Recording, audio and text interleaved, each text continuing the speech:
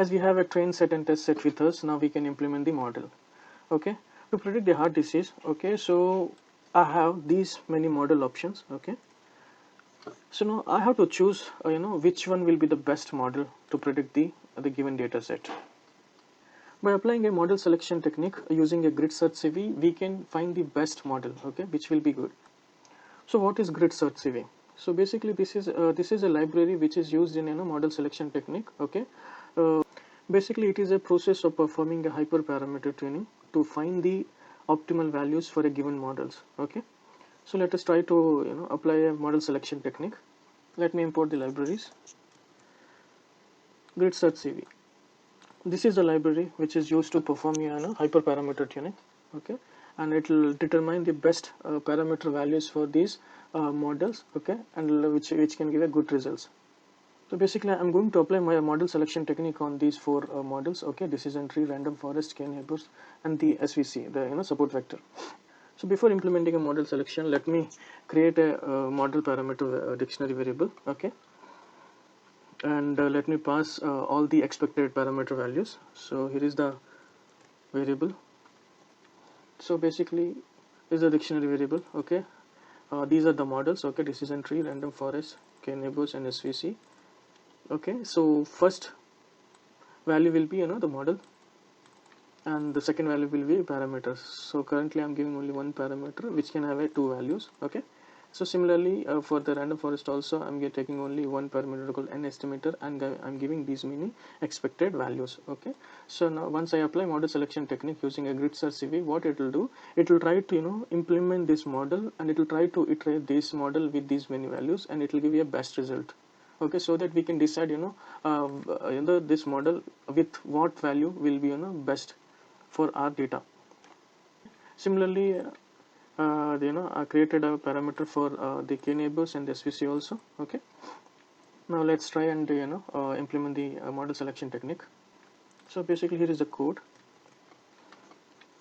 Okay, I take the the score as a list variable. Okay, now this is my model parameter. Okay, I'm just applying a for loop on this. Okay, so this will be my key, and these are the values. Okay, so I'm just iterating. Okay, I'm using this method grid search CV. Okay, these are the parameters I have to pass. Okay, estimator is nothing but my this variable dot this model.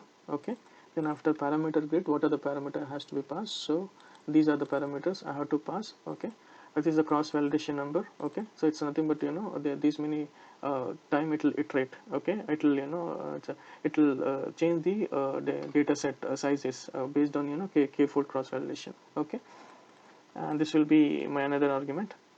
Okay, now here is the command for fit model. Okay, now I'll try to append all these scores. Okay, in this variable scores variable.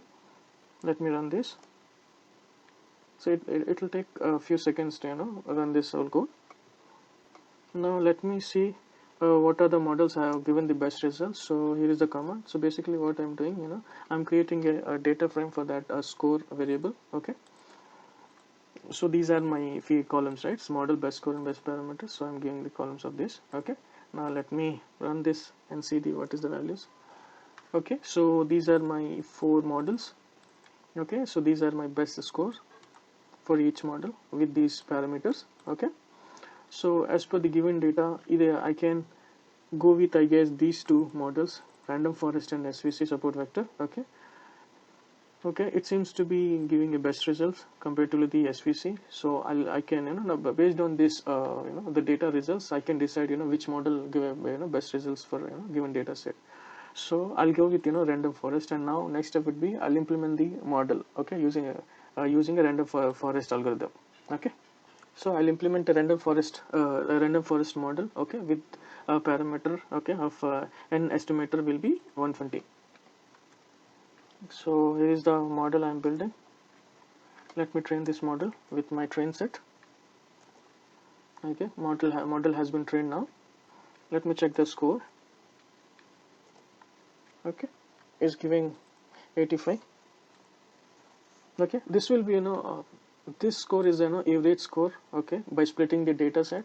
Now this will be for a one random the data set, that is our training set. Okay, it's giving 85. Okay, So now what you can do, now you can save this model, okay, in pickle file, and you can deploy into the production server. Now we will see confusion matrix for given test set. So what is confusion matrix? So basically confusion matrix is used to find the performance of classification models. Okay, so let us measure the performance of this classification model of the random forest.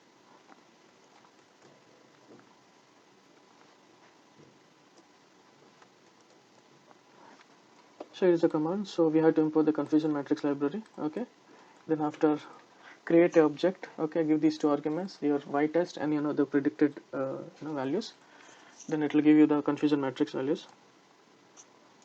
Okay, so as per the results, there are two classification, 0 and 1. So out of in test set we have around 61 rows, right? So in out of 61 we have around 27 zeros. Those are the actual output, and 34 are the ones. So out of these 27 zeros, our model has predicted 22 zeros are the true values. Okay, I means it predicted true values. I mean the correct predicted, but 5 they have predicted wrong. Okay, so it has given the wrong results. Okay, so yeah, to see more details about this, let me draw these observations or these points in a graph. Okay. To draw a plot, we need to import matplotlib and seaborn libraries. So here is the syntax for that. Okay, I'm importing these two libraries, and then after I'll draw a heat map. Okay, using seaborn library on these confusion matrix points. Okay, let me run this. Okay, so now you can see, right? So these are my true values of 1 and 0. Okay, for 0, okay, it has predicted 22 okay correct results, and 5 it, my model has predicted a wrong results. Okay, similarly for ones also, the 30 recurs it has predicted correctly, I mean the true values, and the 4 results it has predicted a wrong values. Okay, wrong results I would say. So using confusion matrix we can find the performance of our classification model.